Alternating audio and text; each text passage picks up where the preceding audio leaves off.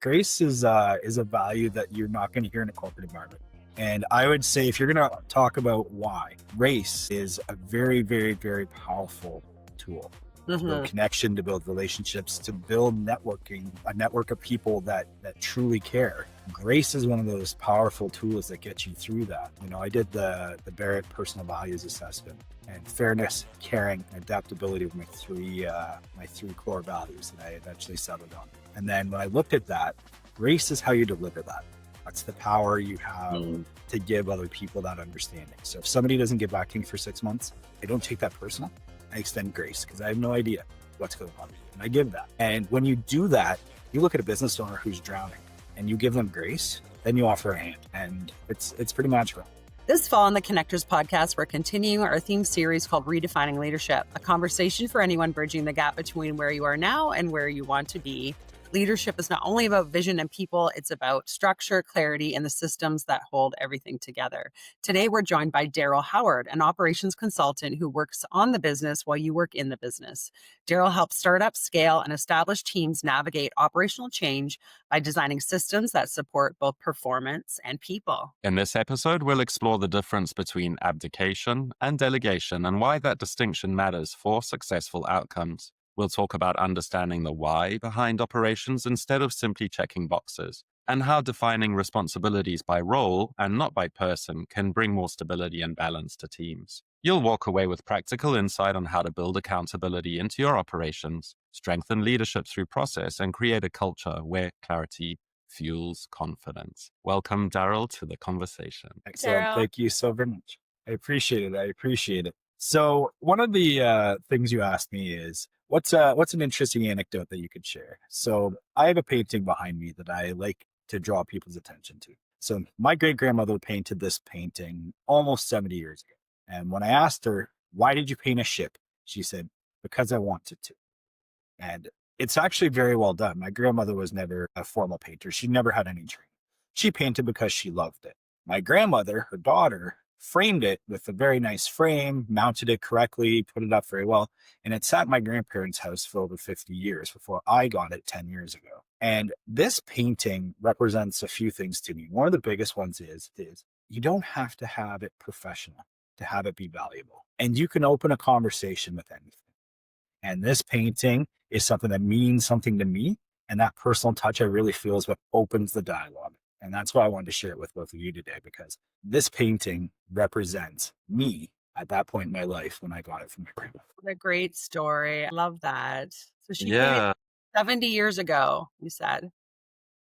that's amazing. You know that water signifies change. So if you're reading a book or if you're watching a movie or something and there's a scene with water, it means that there's about to be a big change coming. So I wonder if your grandma Really? thought Huh. of the changes coming or something that was happening, and that sort of Interesting. consciously got into her painting and why she put it on the sea.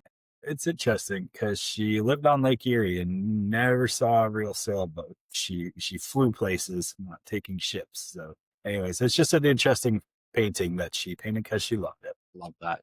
Love that. Thank you for So, starting that story. Yeah.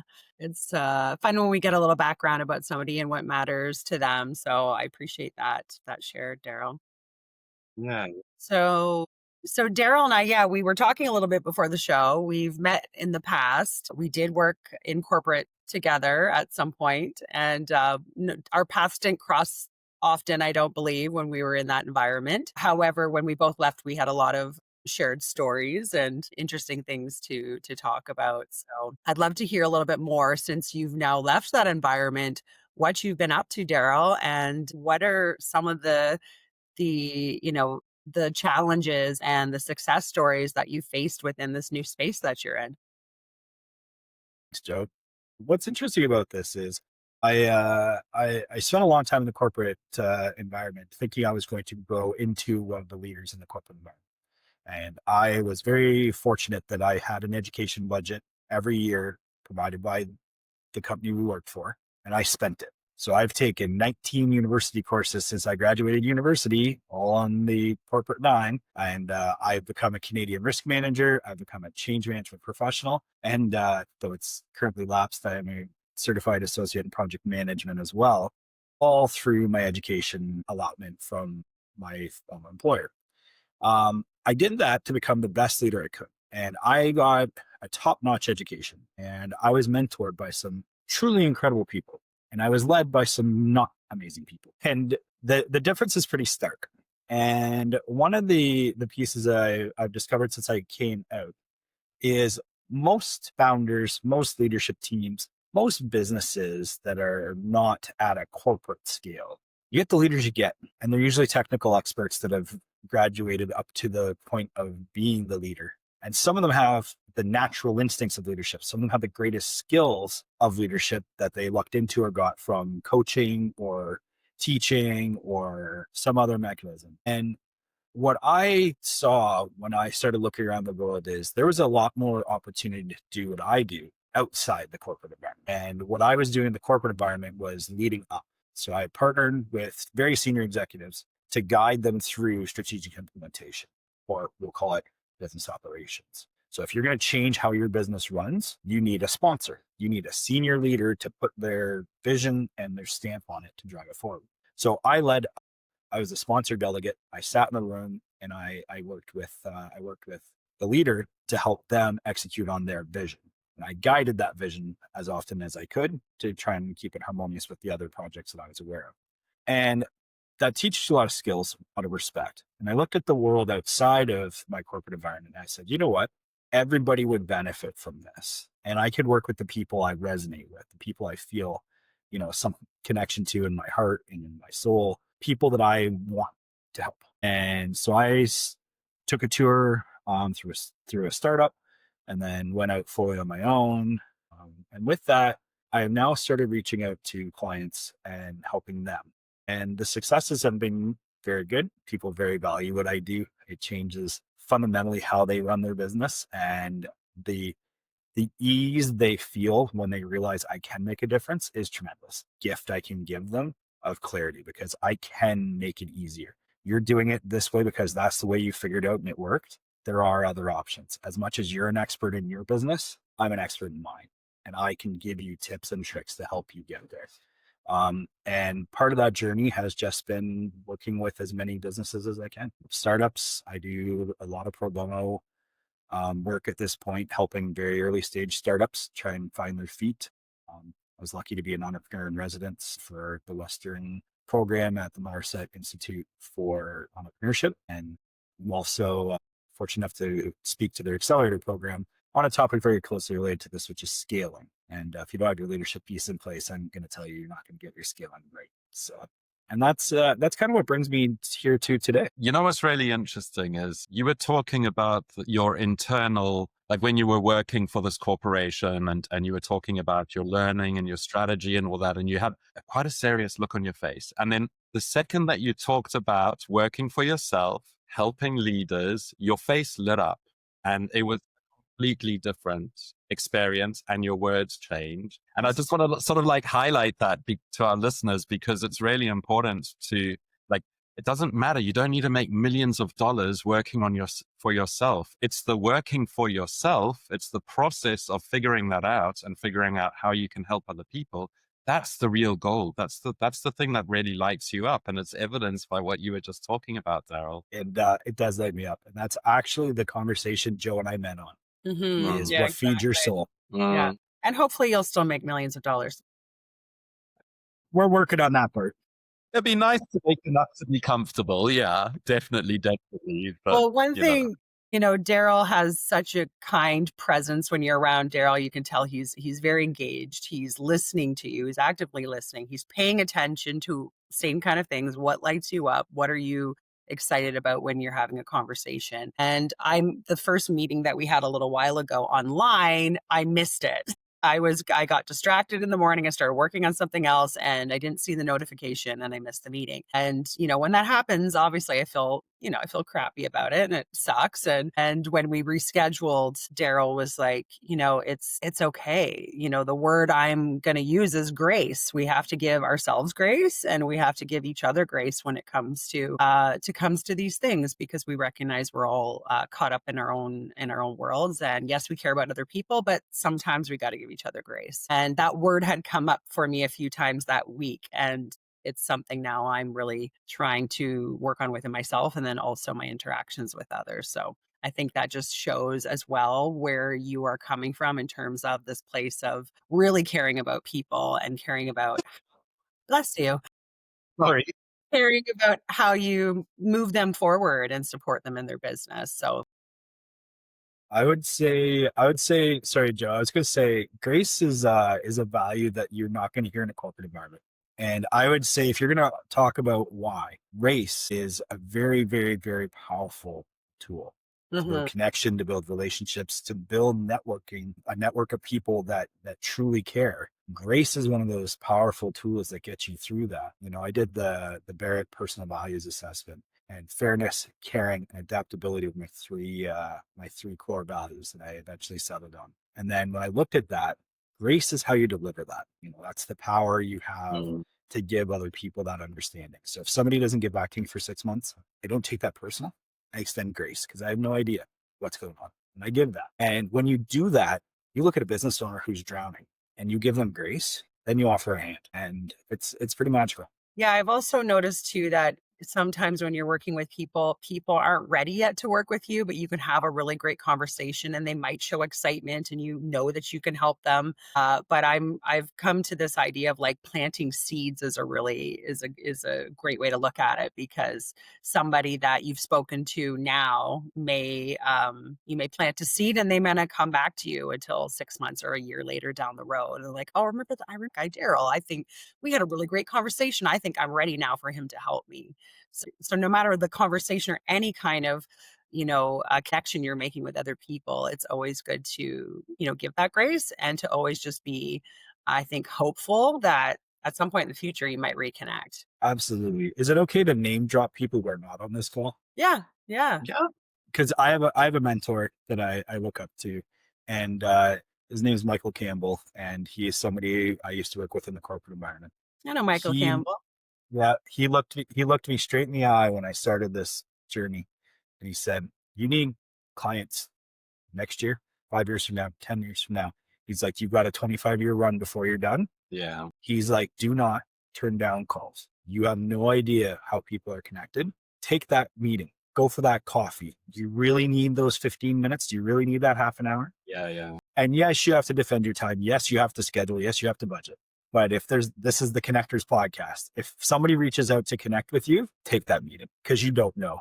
And you do need clients down the road. And because somebody's not ready for my support today, 5 years from now, they might be a prime candidate Hmm. and they'll remember the person Right. who gave them grace and extended a hand. I teach these marketing courses. I teach like business comms and marketing and AI. And that's exactly what you said happened because I taught this course last year. And last week, this lady, entrepreneur, emailed me and she's like, hey, I'm ready for the marketing and the website and the whole like marketing plan. Please get in touch with me. Me and my business partner are now ready to talk to you. It took a year. That's awesome. She's like, okay, Yeah. now I'm ready. I know the person to chat to. And she sent me an email and we're going to chat sometime this week. See, So it's that's exactly the what way. you're talking about. Yeah. You got to be patient though. You can't be like, you can't have that energy of like, oh my God, I need to get things done now because people need to sit and think about the decision they're going to make. They need to do their own plans. They got to think about their own stakeholders and their own supports and money they've got to put towards this thing and all of those thoughts take time. So don't be urgent about that. Be like, hey, I'm the right guy, I'm the expert, and I know I've put this out there, I've sprinkled the seeds and they're gonna grow. We don't talk a lot about energy on this podcast, but I would say that, we talk about mindset. And so I think that's a mindset, you're in. And I do really feel people's energy. When I feel someone's energy off, like right away, I'm like, I kind of shut down, especially if it's somebody who's really of that scarcity mindset. So they're really trying to sell you, or they're really trying to like, or you can tell they get deflated the minute you're like, no, I'm good. They don't take it in a way that's more constructive for them, or that's a little bit more like, oh, I can just, share what I want to share and walk away and it's all good. maybe I'll talk with them later. But you can really feel those people's presence when it's the opposite. And I think we talked about this too, Darryl, but just that when you go to networking events, the frustration of people that are tying your worth to what you do, and you can see it right away. It's like that question of like, what do you do? What do you do? And people really want to know so they can decipher in their Leverage it. minds where they're going to fit you, where they're going to bucket you. Have you found, like, since you've been in this environment of like, in the entrepreneurial space, like have you noticed those types of conversations, or how it's shifted for you maybe since being in the corporate world, the way you look at those types of conversations? Absolutely. One thing I did want to comment on there is golden retriever energy works really well with some people and very much not for others. So I am a high energy, highly excitable person with a very logical boss. The engine's very emotional, but the driver's very, very logical, grounded in scientific fact. Like, I've done a lot of research on this. I know what I'm talking about, but really excited about it. And the problem with that is that's off-putting to some people. And in the beginning, it wasn't the scarcity mindset, but you need those first few clients to make like, can I actually do this? Yes. And they feel that pressure. And I guarantee you there was a few people who would have been clients had I taken a different tact. And I think that's for everybody listening to the podcast today, and for all of us, that approach matters. And it's hard to stay, centered and cool in your space, but it's really necessary. And I tone it back a little bit, but not too much, because I know you don't talk about energy all that often, but let me tell you, I don't want to mask my energy anymore. The corporate environment wanted me to wear a tie every day. Yeah. And that tie was that string around my finger reminding me to not be me. And sorry, I'm tapping the desk and waving my camera here, but Yeah, I can see it bouncing a bit.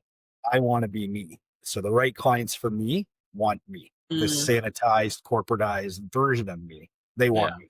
And that's the right fit. Yeah. I was just going to talk about the authenticity of that, right? Because I did notice I was not as authentic when I was in that environment, where now my authenticity is coming out a lot more.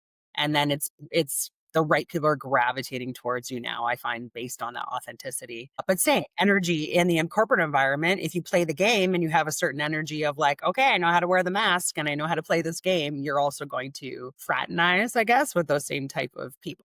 Yeah. Yep. Like, follow, and subscribe on LinkedIn, Instagram, and YouTube. And find us at theconnectorshub.com. I wanted to change tack because you're talking about abdication versus delegation. And I know abdication in like removing yourself from the seat and like abdication of responsibility. Is this what you're aiming at? You're sniffing down the right path. So one of those books that changed my life was the Michael E. Gerber's The E-Myth. And it really, really hit me at that time in my life where like, I've almost got this figured out. I need a framework. And And can then you share what is the E-Myth? I've heard of it before, but just so people know. so the simplest part of the E-Myth is that the myth that being a technical expert and having the drive and desire to start a business is enough to make you successful. And we know it's not. So the author comments in the revisited version that 1 million businesses are launched every year in the United States, and after 5 years, 80% of them gone. But the stat changes if you build a franchise model. And that's the piece of it. And that concept I was already well on my way to reaching. But when I read that book, I'm like, I have it now. This is the phrase I'm on.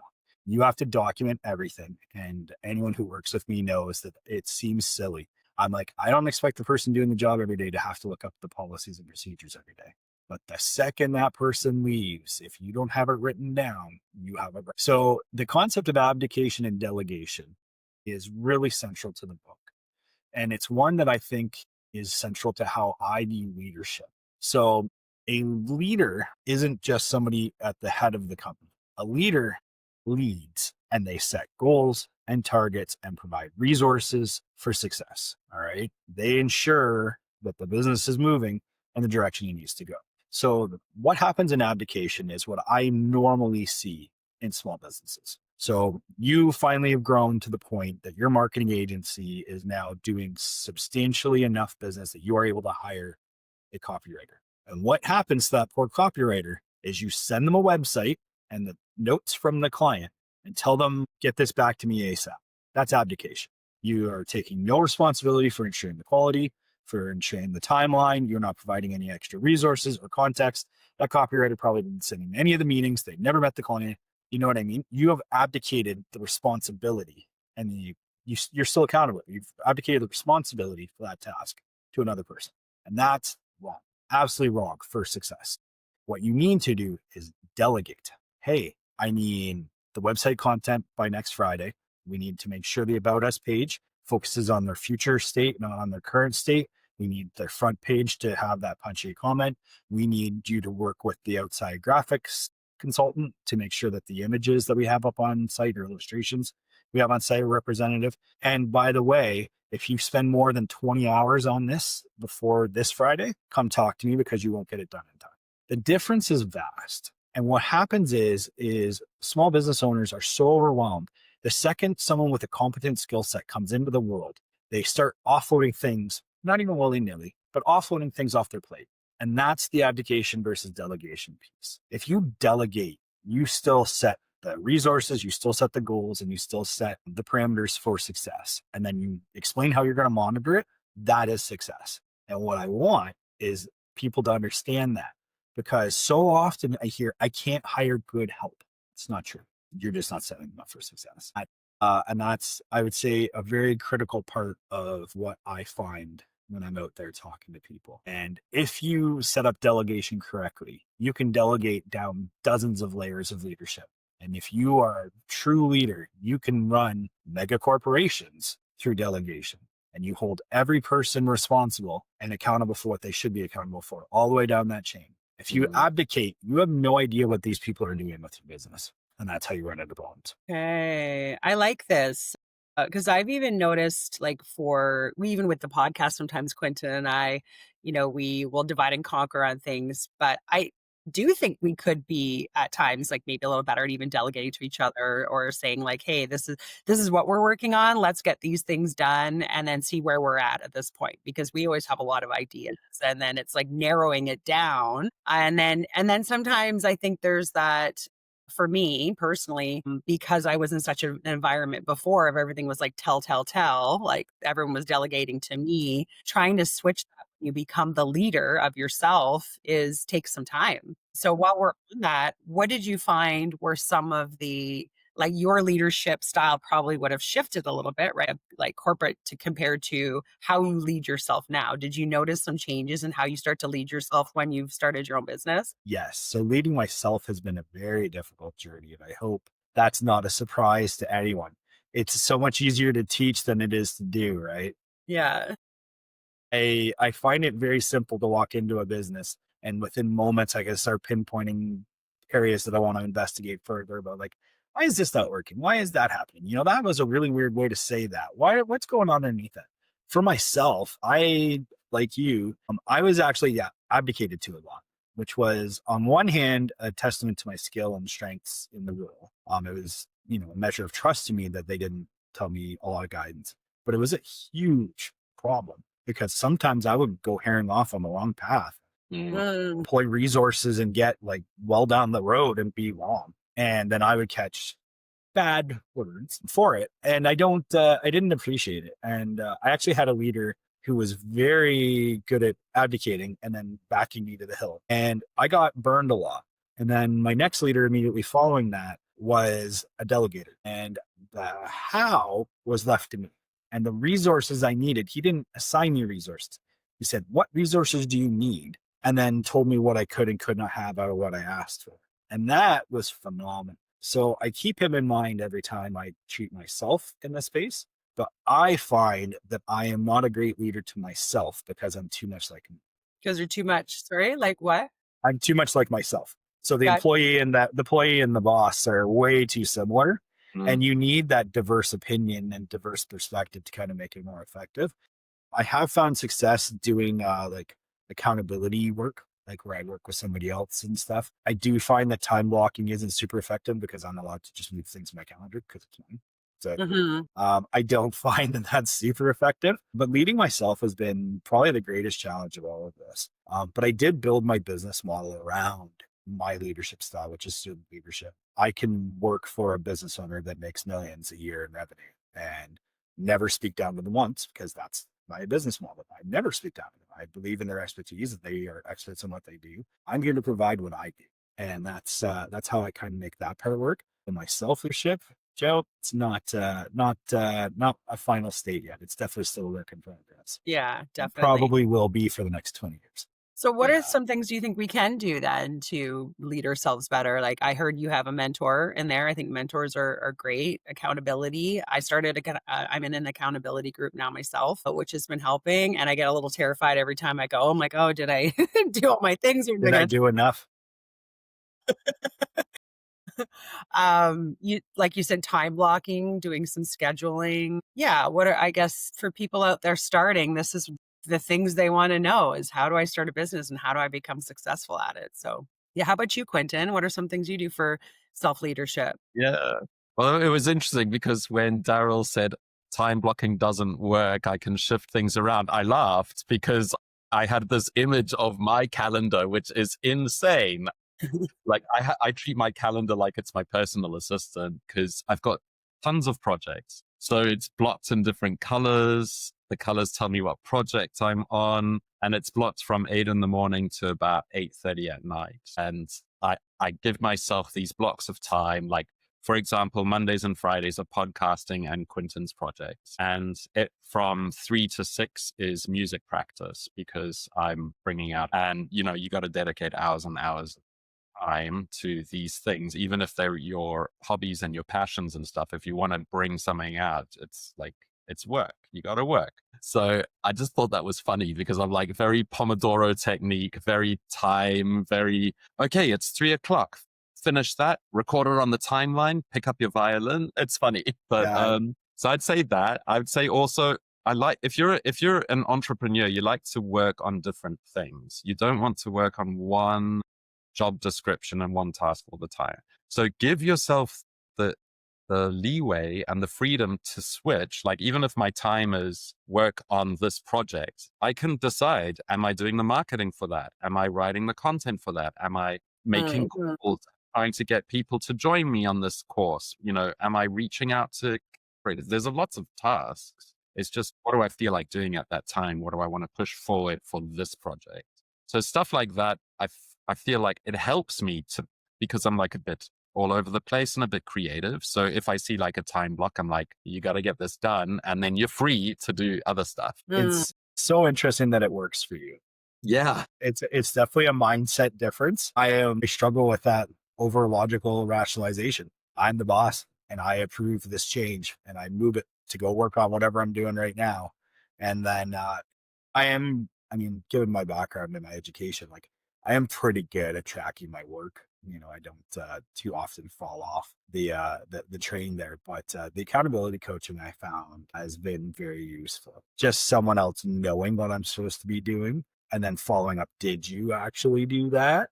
Well, no. Okay, well, why did? And then keeping you mute. I find that helps. I also work very closely with my clients. I mean, Quentin, it sounds like your business is a little bit more of you delivering to end customers, whereas I'm B2B. So I actually often am working on the business's schedule. And Mhm. I can be honest with everybody, no matter how fast a business thinks they want to move, they can. So I am fortunate that I usually have well-established milestones and things pretty regimented for my projects. So I do have those immovable things in my calendar that I can't just be like, yeah, I'm just gonna move that. So I do find that helps. I can sense there's still a lot of this, the corporate structure ingrained there, Daryl. And I can see you're a logical person. Have you noticed a shift in like maybe your creativity? Quentin was talking about you can kind of jump into different things, but the same project, but it can be different tasks depending on how you're feeling or what you're vibing.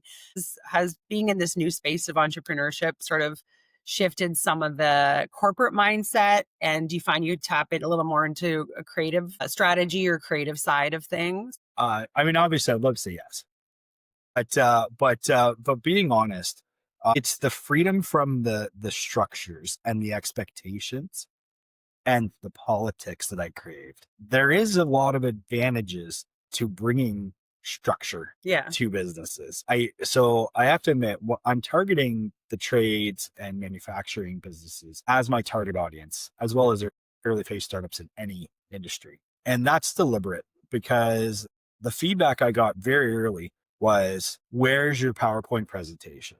And I said, "I didn't bring one." And they looked at me like I'd grown a second head. And I'm like, "To see one? I have one, but do you want to see it?" And they said, "No." I'm like, "Well, then why would I bring it?" And I showed up in my steel toes and my jeans and a polo, and I didn't bring a PowerPoint presentation. And it's because they often meet those management consultants that have come out of the big four consulting houses, and they have their MBAs, and they come in and they don't know anything about their business, and they're not willing to get their hands dirty, and they're wearing, $180 shoes and, nice suits walking around a factory. Like, show me you don't belong here. Mm. So I would say the creativity comes out in the connection building. I do find that if you can pick up garbage while you walk around a factory, you will get much, much farther in the conversation than you can in almost any other way. If I walk around somebody's shop and I just throw obvious garbage into their shop garbage while I'm wandering around with them, that goes a long way to build that connection, build that trust. Because I clearly don't feel like I'm too good for this. I'm not worried about getting dirty, but I still know all the things that those management consultants know.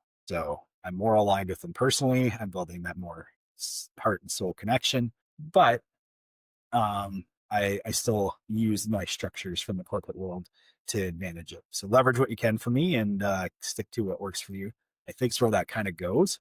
Yeah, that's where I would say that kind of goes. I would definitely say I need more creativity in my life. I had a friend do a brand kit for me, and it's allowed me to do my own marketing materials and stuff, which was super helpful. So that is helping me a little bit. And Canva is one of those tools that just like take a template, shuffle your brand colors on it, and then copy and dump your text, and like, bam, you've got something that's usable in moments. It was awesome. Yeah.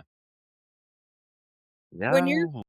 when you're walking a business through what you're going to support them with, and you're looking at, say, I assume you go through like the roles or the responsibilities of each role. And when we were in corporate, we would have what's it called, a JDQ. That would be sort of like an overview of what the role was. And then you hire somebody based on how much they fit into that role. I kind of look at that in a different way. I think it's good to have maybe something like a skills matrix for a team where you can see what skills do you need for a team, and then who's going to kind of fit best into that, and then where can you have some flexibility, those types of things. So when you're approaching a team, when it comes to like the roles and the responsibilities, what are you looking at, and how do you take that and help them like sort of restructure who's going to fit best For into sure, what Joe. roles? So what's interesting about this is, oh, sorry, Joe, you cut out there for a sec. It's all good. But, Carry on.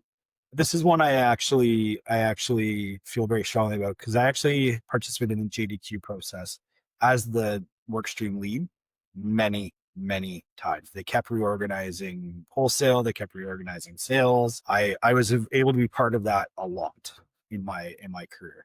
I don't like the JDQ. It's the wrong approach. I have a better approach, and this is a great chance to pitch it. So it's a Venn diagram, and the closer it is to a circle, the better you are. This is what your leader thinks you do. This is what you do. And this is what the business needs you to do. And the closer that is to a circle, the better you are. But I will tell you, there are very few businesses I have ever met that get a circle. Sometimes the circles don't even touch, specifically in businesses that have grown organically over years. It's been 24 years since the company was founded. You took it over 10 years ago. You grew up with your leadership team throughout the ranks and bought it out. Like, congratulations. Great for you.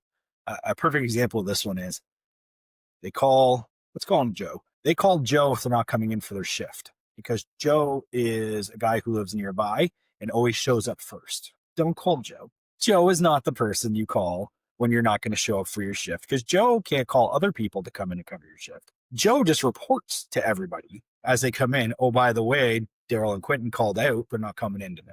That role is not what Joe's there to do. It's what Joe's doing. But my expectation as the management team probably doesn't have that as Joe's responsibility. You know what I mean? And that's where I find a lot of this goes in. So I do spend a lot of time looking at those overlaps and really trying to simplify things down.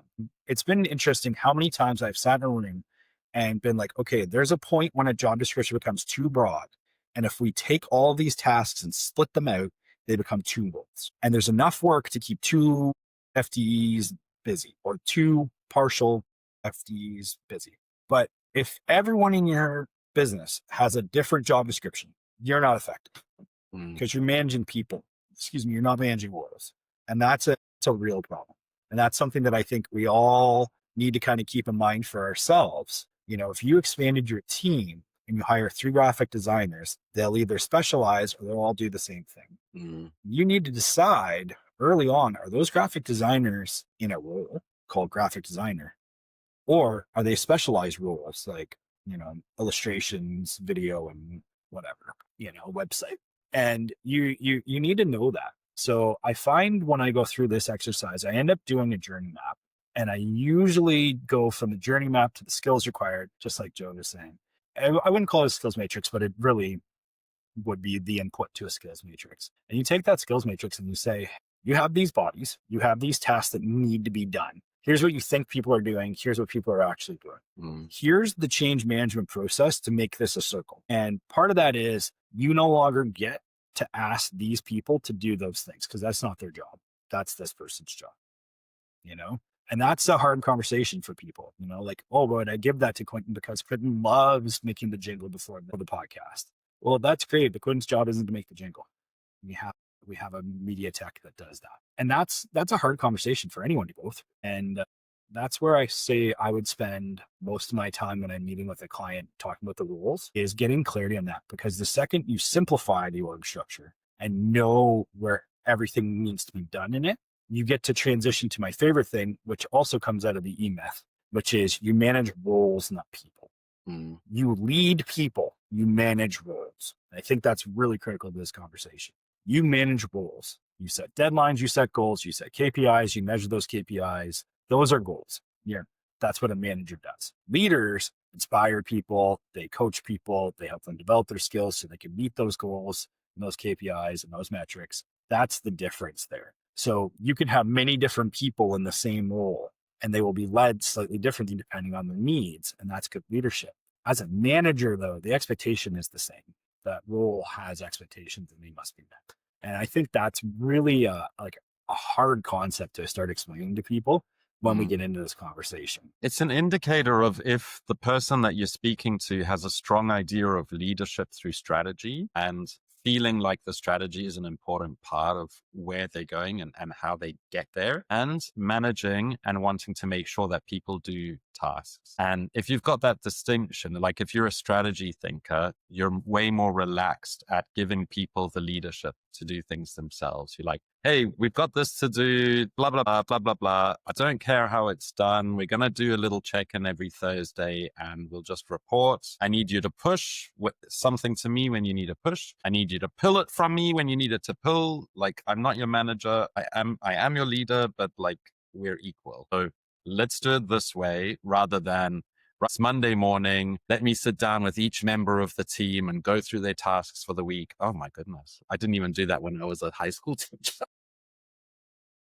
There are times in transition where that's exactly what's required, though. It's so interesting because so many bad habits are very useful training tools.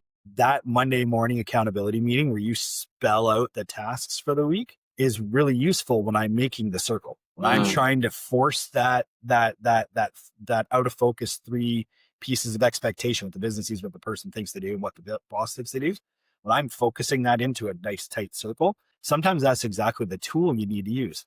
And I think that's interesting because if you over rely on it, it destroys productivity, it destroys morale. It really makes people unhappy. I know we're the connectors, but because this is a leadership topic, like that's a caution. Nothing is absolute in this conversation. From a leadership perspective, I think Joe would agree with me here. It's flexibility. It is about applying the right mix of yourself and your leadership techniques and tools that you have to lead the people in the right way. And it's funny because I do use a lot of tools to get to the outcome we need that, if overused, would create very large problems in a business. And I'm very cautious about that.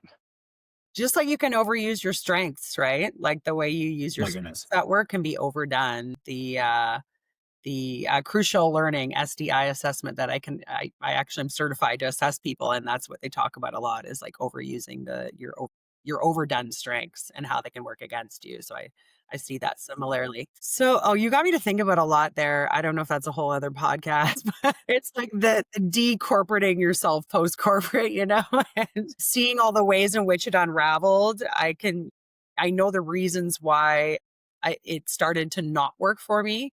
But since I've left and had the space, I see it in all kinds of layers, in all kinds of different ways of why, like what was great about it, but also what started to, as I changed over time, it started to shift for me too. I'd like to understand why, and our audience, like to share with our audience, why do people need what's the why behind operations? Why do people need like a detailed operational structure for the business? All right. So I would like to start this by giving a little bit of a question to you. What does Goldilocks have to do with business? I think you asked me this before and I forget. I did, Joe. That's okay.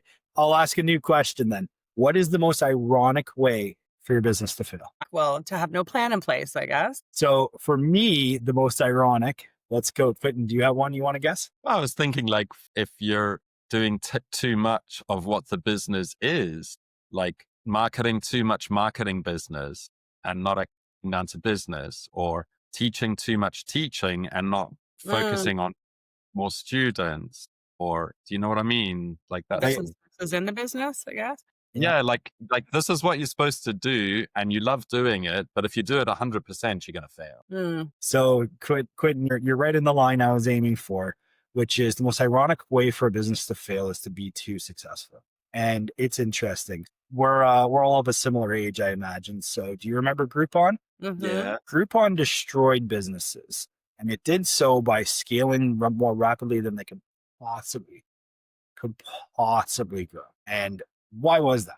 Well, you go from 300 orders of cupcakes a week to 3,000 orders of cupcakes in a week.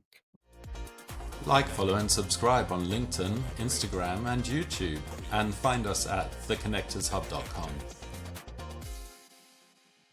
You have to meet those orders. So you are now looking at renting other space. You are now hiring temporary workers. You are now damaging your quality, you're damaging your time. You are probably running out of, let's be honest, you're probably running out of boxes. You're running out of branded logos. So the quality gets tanked, everything else gets tanked. And these aren't your target customers. These are deal seekers, which are not your target customers. So the Goldilocks example is, I know it's about the three bears, but I like the Goldilocks habitable zone.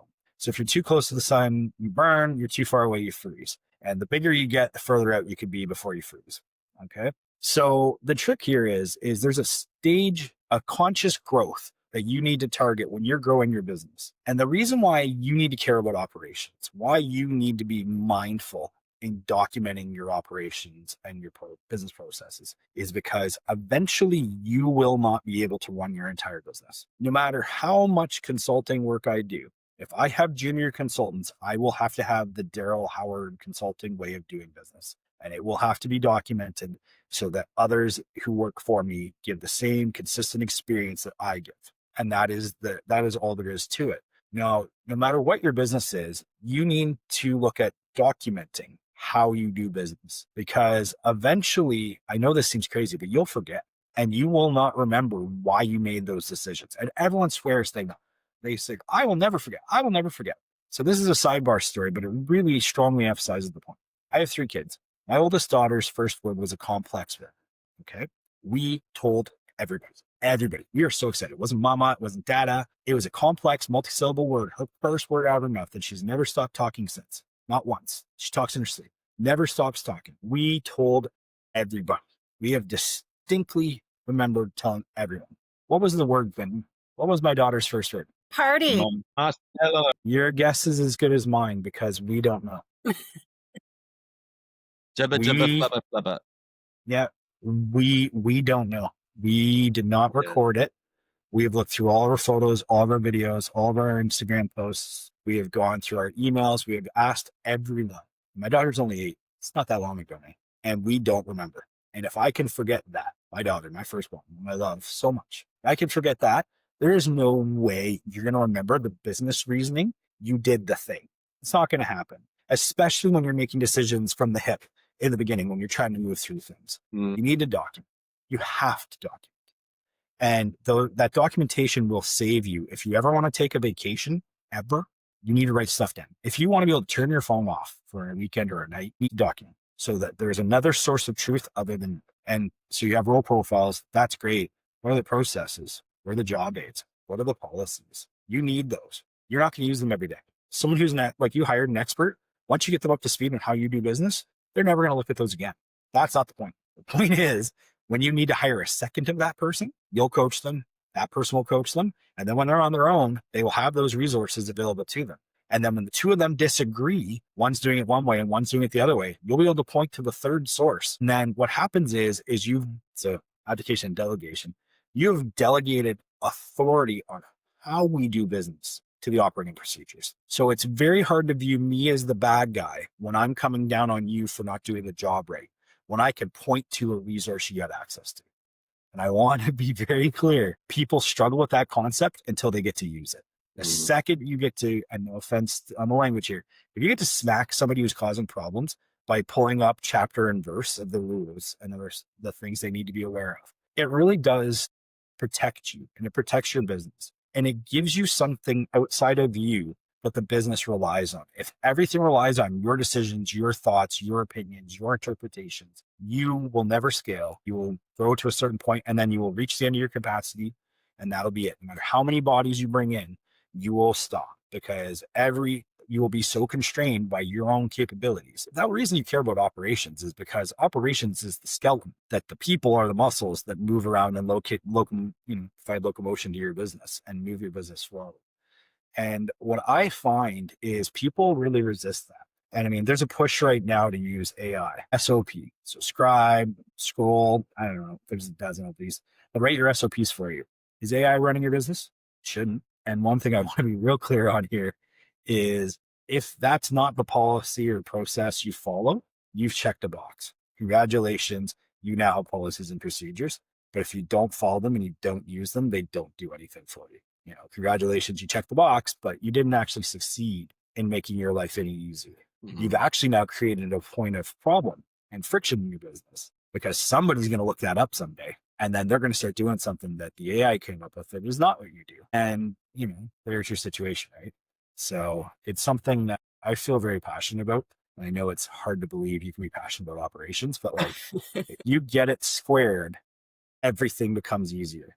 If you don't have to figure out the problem from scratch every time it comes up, everything gets better. Everything gets better. I am glad you brought that up, because I do recall, even when I was in corporate, that every department I worked in, every single one, I think I was in 6 different departments over my tenure, and every single department I created some sort of process. There was a process that did not exist that I created, and I was always shocked when it didn't exist. And I was like, well, I'm just going to create it because no one else has yet.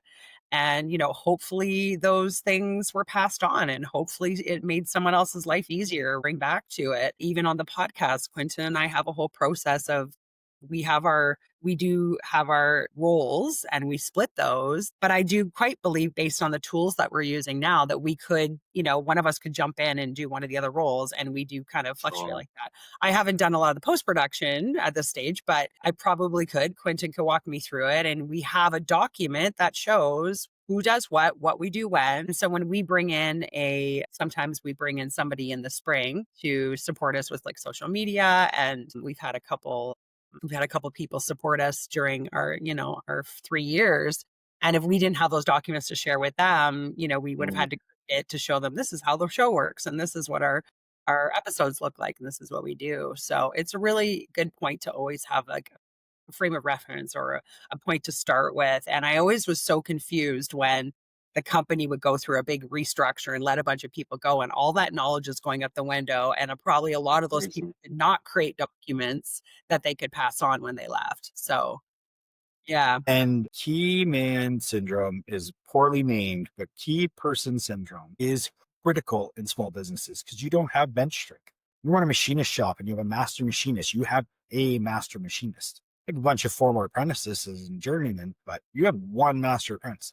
That individual leaves. It's not that you can't get another master apprentice or promote from within. It's the wealth of problem solving that you have lost that is really going to impact your business. And the part that drives me insane, and I want to go back to your experience in a second. What drives me insane is I can't quantify that.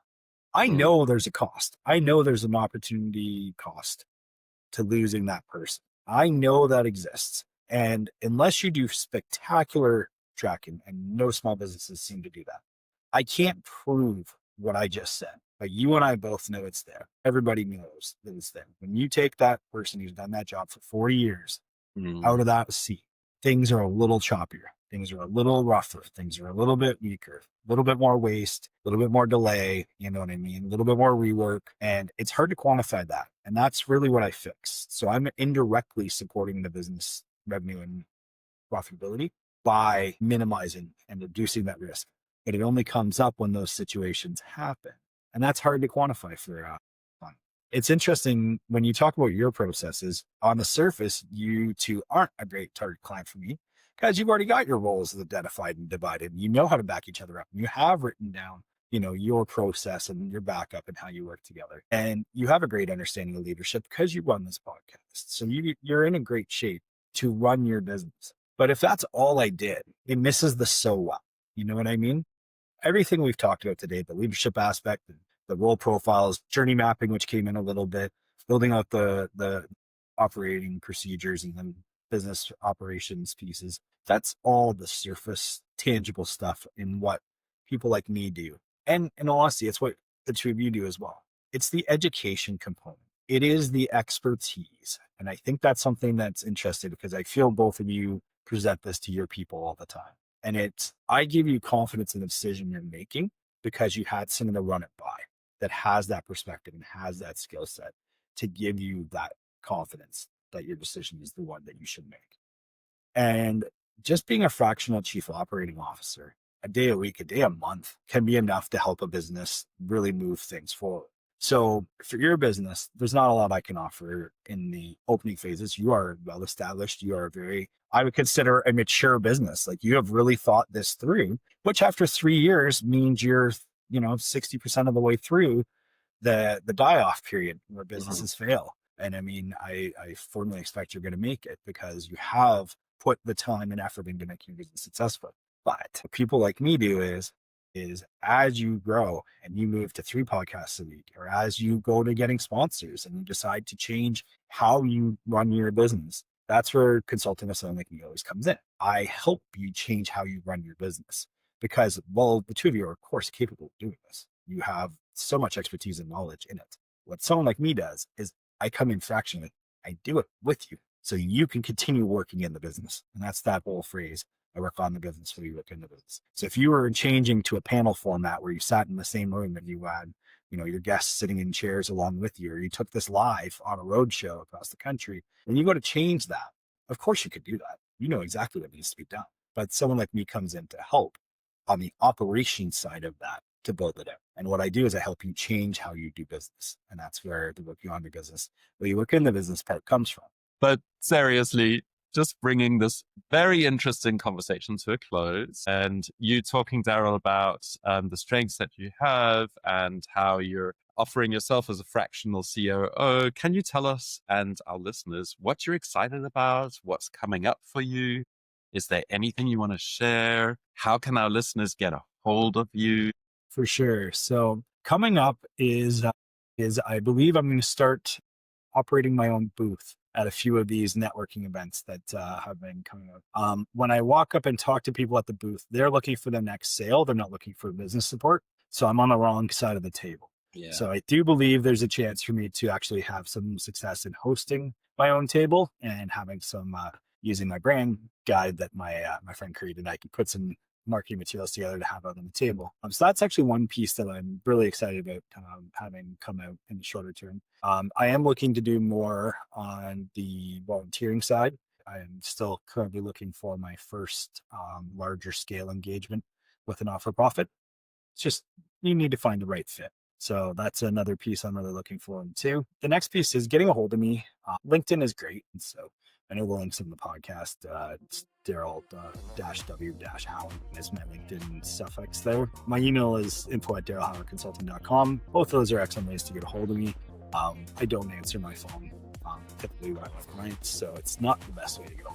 So that would be the piece there. What I'm most excited about, though, is continuing to evolve in my journey to build my reputation of being the person that helps businesses grow, help businesses stabilize, and take that pressure off the leadership team or the founder, and really give them the chance to accelerate their growth and their scalability in a way that feels comfortable, like feels trusted. Awesome. Thank you. Thanks, Darryl, for joining us today on the Connectors Podcast. This has been a great conversation, and I really love the way you summed everything up at the end. So we will That's make project sure... management. Yeah, totally. We will make sure that all your information is on our show notes for our listeners, and stay tuned for the next episode in our Redefining Leadership series. Until next time, stay connected.